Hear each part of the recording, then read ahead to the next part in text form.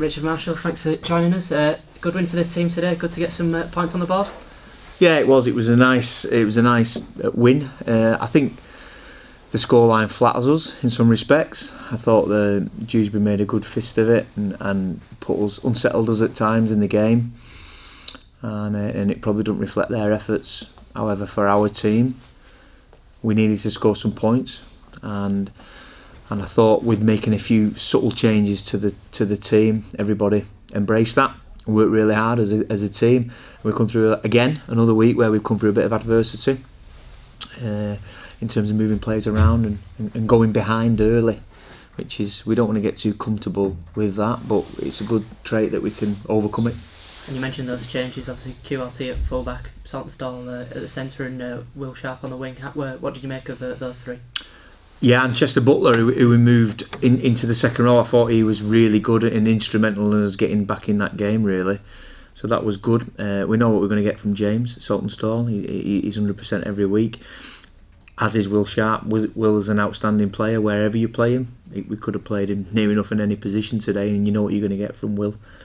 He's took Q coming in really well. He thinks it's great for us and the team, and it will bring him on as well. And we've got some great competition now, haven't we? We've got James Wilburn-Hall, who's training out there on the field as well. He's to come back. Ben Eaton played reserve grade yesterday, and Ed Barber trained the last Thursday and Friday. We didn't feel he was quite right for this game, so it looks like we're in a good shape. And just in particular on QLT, a debut try for him today, and I think 3 assists as well. What did you make of his performance?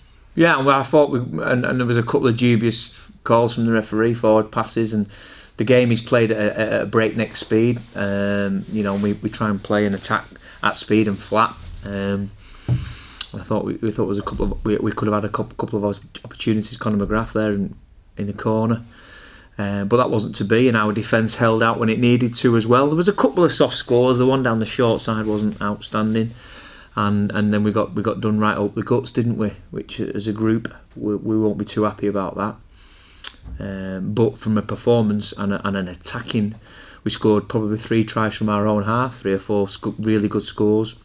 Supporting the ball carrier, Scott Morrell, when that ball came over, took it within his stride and unloaded QLT, which was, I know the fans were really on side with that. They thought that was great, and Will Sharp scoring as well. They give him a massive round of applause at the end of the game. Was that the most pleasing aspect of the performance, putting the amount of points on the board that he did? Yeah, I don't think there's too many teams who've come here and done that to Dewsbury on that field with the conditions and everything. It sort of favoured us today. It was a drier track, and I hope we saw what is to come out of this team with ball in hand. Simon's second stint was really instrumental as well. Simon Grips came off the bench and just thickened us up and added to our attacking shape in that middle third of the field, which was really good for us. Yeah, I'm looking forward to seeing this group develop over the next few weeks, but it's tough competition. We've got a tough, probably our hardest game of the year really next week, going away. We're not going off to Canada, unfortunately. We're going playing in London, but we'll make the best of it, and we'll have a good opportunity to keep the winning going. A few errors and penalties given away in the first half. Is there still stuff to work on going into the Toronto game next week? Yeah, it was scrappy, wasn't it, for both teams with the amount of penalties that certainly we conceded, but probably the opposition as well. There's a few baffling calls in there, but we had to overcome that as well, and we have to be better than onside or offside or not square. We've got to ride all that. Yeah, we were class towards the end. I thought the last 20 minutes were really class, really.